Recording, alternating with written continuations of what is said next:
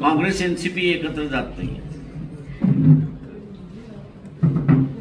त्याच्यामुळे आम्हाला चॉईस करायचं की काँग्रेस बरोबर जायचं की एनसीपी बरोबर जायचं.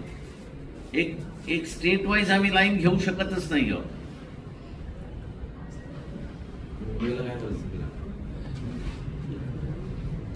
मुंबईला अजून सांगता येत नाही. म्हणजे जसं म्हणाल की एका बाजूला सगळे सांगतात म्हणजे आमचं जमलं, पण ते जाहीर करायचं म्हटलं की नाही नाही नाही थांबा. तुम्ही 50% फॉर्म्युला ठाम असतो. 50% कशाचे जागा वाटतं कुठल्या सर्व ठिकाणी तुम्ही सांगितलं की बरोबरीची बोलणी होणार प्रत्येक.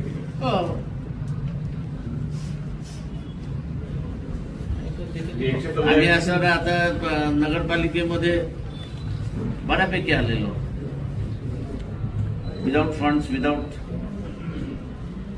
तुमची एक बातमी काल अशी होती की तुम्ही 50 जागांबद्दल आग्रही आहेत मुंबईत, तर 50-50 म्हणत असाल तर जवळपास 112-113 राखला जाईल. आम्ही असं तिथे आता 200 जागेंच्या लढण्याच्या तयारीमध्ये आहोत.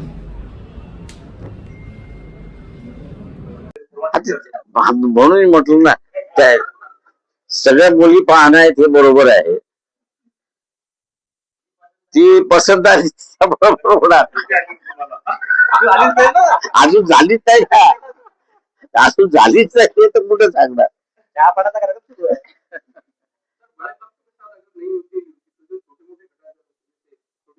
जो उनके साथ पे तो हो रहा है, उनको हम लोग बचा रहे.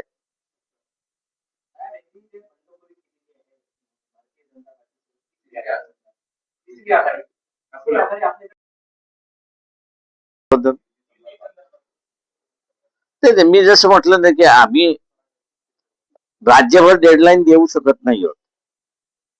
यात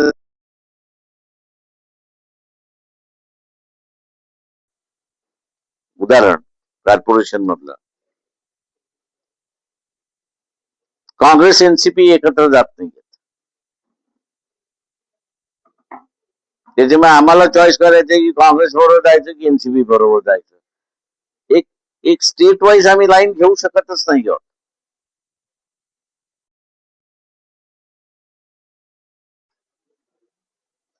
मुंबईला अजून सांगता येत नाही. म्हणजे मी जसं म्हणालो की एका बाजूला सगळे सांगतात की आमचं जमलं, पण ते जाहीर करायचं म्हटलं की नाही नाही नाही थांबा. दोष द्यायचा असेल कोणाला, आता आजारी आहेत पण नाव सांगतो त्याच्यामध्ये तुम्ही असं धोत्रे साहेबांना तुम्ही असं त्याचा दोष द्या. तर का 350 कोटी त्यावेळेस असणारी योजना, म्हणून मी म्हटलं की गटार योजना जी आहे ती मुद्दामून मी केलेली नाहीये.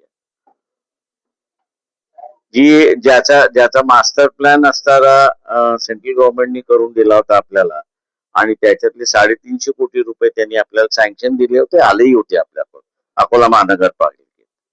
पण खासदारांनी पत्र दिलेलं आहे, ते मी त्यावेळेस हे केलं होतं की अकोल्याला गटार योजना नको. आता मी काही खासदार नव्हतो, धोत्रे साहेब इथले खासदार होते. त्यांनी असणारं ते पत्र दिलं, आणि ते पत्र दिल्यानंतर अजित पवारांनी फायनान्स मिनिस्टर असल्यामुळे त्यांनी बारामतीकडे ते पैसे वळवले. मला फोन करून सांगितलं प्रकाशराव तुमचे पैसे मी पळवले, आणि त्यांनीच मला ते खासदाराचं पत्र दिलं मग हातात. आणि आताची जी योजना आहे ही अनवर्केबल आहे, तिला रिवाइज करावं लागेल अशी परिस्थिती आहे, आणि त्याचं नव्यानं मास्टर प्लॅन तयार करावं लागणार आहे. त्याच्यातला सगळ्यात मोठा फ्लॉ सांगतो की अपस्ट्रीमला डिस्पोजल दाखवलेला आहे. आता अपस्ट्रीमला डिस्पोजल तुम्हाला दाखवायचं असेल तर त्याला पंपिंग करावं लागतं. म्हणजे 24/7 जसं आपण म्हणतो तसं हे 24/365 डेज सारखं तुम्हाला पंपिंग करावं लागणार आहे, आणि त्या इलेक्ट्रिसिटीचं वीज आणि बिल हे आपल्याला भरावं लागेल अशी परिस्थिती.